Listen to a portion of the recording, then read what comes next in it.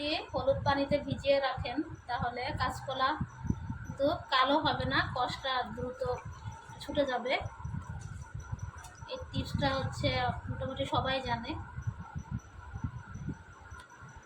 আপনারা করতে পারেন।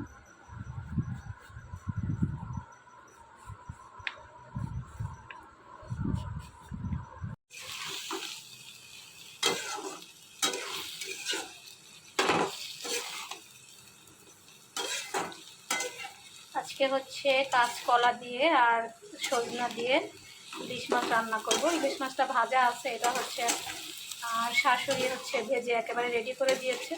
ওটা শুধু এখন আমি এই ঝোলটা করার পরে বসাই দিব। এখানে 3 পিস আছে, পুরো একটা আস্ত ইলিশ মাছই দিয়েছিল। আমরা ভাজা খেয়েছি কারণ আবিদ ভাজাটা বেশি পছন্দ করে। মায়েরা যা করে চিনির প্যাকেট, লবণের প্যাকেট, আটার প্যাকেট কিছুই ফেলে না।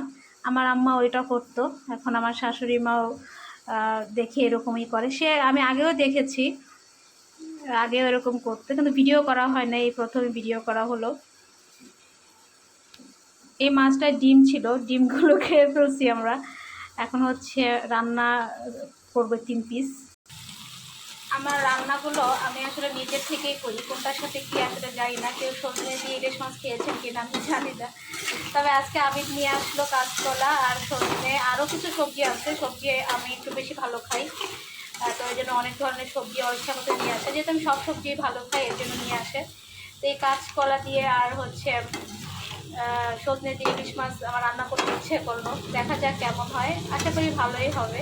এখন যেটা কষিয়ে নিব আর কি, পানি দিয়ে দিয়েছি, আর নাড়ানাড়ি চলবে না। এখন হচ্ছে এটাকে ঢেকে দিব কিছুক্ষণের জন্য। বলক চলে আসলে ওঠা দেখবো আর কি।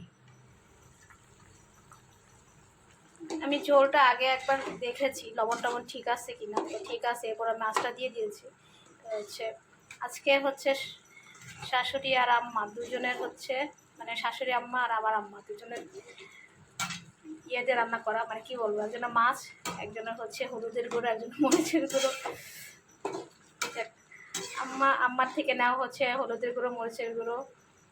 তবে মরিচের গুঁড়োটা যে এত ঝাল জানতাম না, বেশ ঝাল হয়েছে। একেবারে নিজের অভিজ্ঞতায় রান্না করা আজকে ইলিশ মাছ সজনে দিয়ে আর হচ্ছে কাঁচকলা দিয়ে। ঢেকে দিব। টমেটো এই সবজিটার প্রতি আমার অন্যরকম একটা দুর্বলতা আছে, মনে হয় এটা আমার তরকারিতে না দিলে ভালোই লাগে না। তো আজকে আমি চিন্তা করছি ইলিশ মাছের মধ্যেও দিব, একটা কাঁচা খাবো। আবিদ তুমি কি খাবা কাঁচা? আবিদ টমেটো কাঁচা খাবা? তো আমি হচ্ছে একটা দিব টমেটোর তরকারিতে, একটা আমি খাবো। অসময় টমেটো পাওয়া বেশ টাফ এবং হচ্ছে অনেক দাম, তারপরে কি খেতে ইচ্ছা করছে। তো এই সবজিগুলো আজকে আবিদ নিয়ে আসছে, আমি কলার খোসাগুলো রেখে দিয়েছি, ভর্তা করব। ভর্তা আমার খুব পছন্দের মধ্যে অন্যতম। লবণ দিয়ে শসা টমেটো খাওয়ার মজাই আলাদা। তো আমি বিট লবণ নেব, ভাটিয়া নিয়ে নেয় আলাদা। আচ্ছা আমি এখান থেকেই নিই। আজকে হঠাৎ আমি টমেটো নিয়ে আসছে অনেক সবজির সাথে। টমেটোটা আমার শুধু খেতেও ভালো লাগে, তরকারির সাথেও খেতে ভালো লাগে।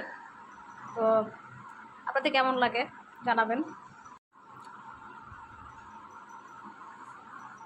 আমি টমেটো কেটে রাখছিলাম।